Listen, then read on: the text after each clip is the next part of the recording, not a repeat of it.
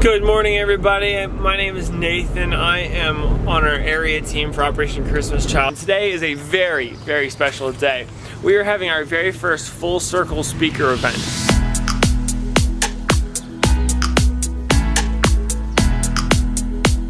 Hello, everybody. My name's Becky Wygand, and I am the area coordinator. All kinds of things you can put into a shoebox. Some things I'm putting in is a notebook, and of course a toothbrush. Please pack toothbrushes and several in each box because we used our toothbrushes until bristles curled over and it literally hurts.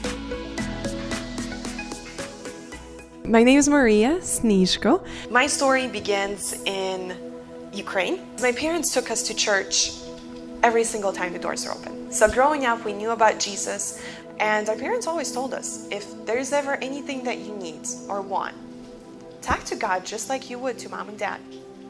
Mom and dad have limited resources. God doesn't. It wasn't until I was in 4th grade, when I was 10 years old, that I actually just cried out to God. I need your help. When I was in school, I was the only believer, the only one who went to church, the only one who knew about God. And so the kids, my own classmates, would make fun of me all the time.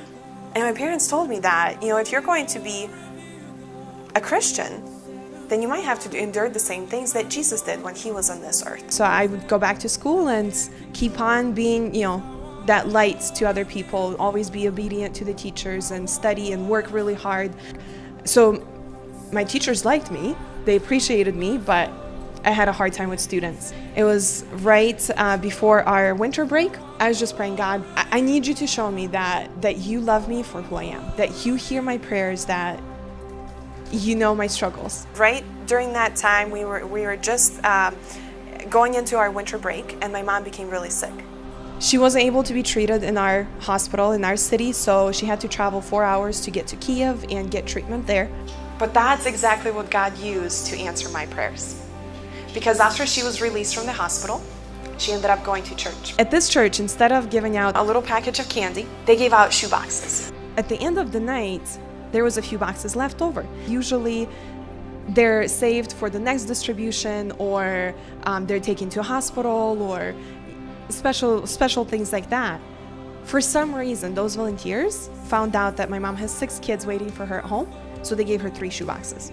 We had no idea that when you get a gift, it might be packaged up in a box. So when she comes home and tells us those are actually gifts, and tells us the story of how somebody across the world packed that box and it was delivered to that church, and it's actually full of gifts. We couldn't believe it. And so obviously, little kids, I was 10 and everybody younger, we're not going to wait until the morning to find out what's in those boxes. Plus we're going back to school in the morning. So middle of the night, we opened the shoeboxes, and we made so much noise opening those shoeboxes that literally our neighbors from 2 stories above and 2 stories below had to come and see what's going on.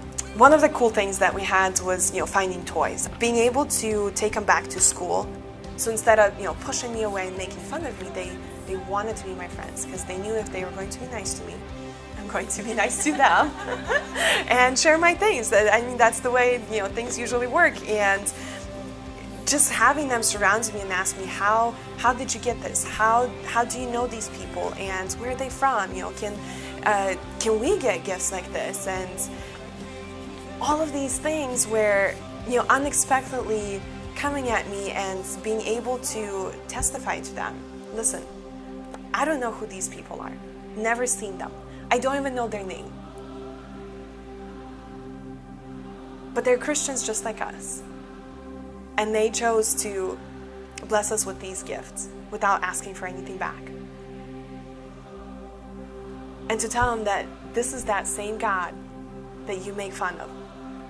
And believe it or not, after that time, did not have any issues going back to school and worrying about not having a partner, or being chosen for a team, or being called a mean name. Because they saw that I had something more than what they did.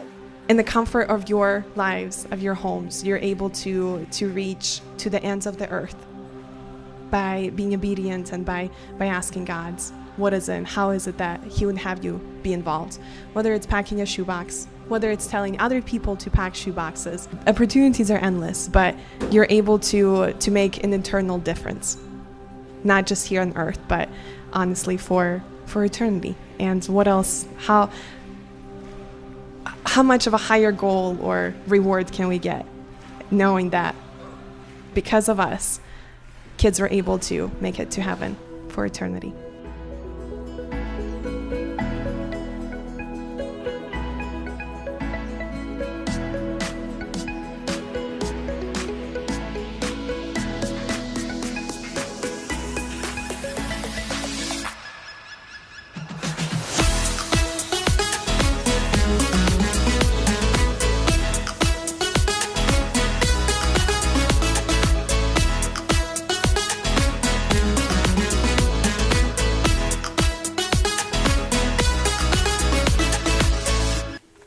Becky has something to say.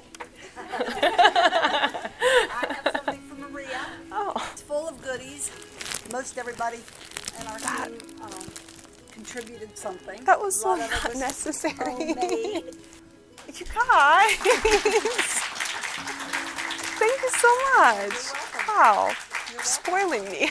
Day was fabulous. It was amazing being able to interact with the volunteers, be able to share my story, God's story in my life, and encourage people to pack shoe boxes, to get involved year-round, and just see how everyone's excited and involved in their own ways, in their own places, their own homes, and spreading the news of the gospel around the world.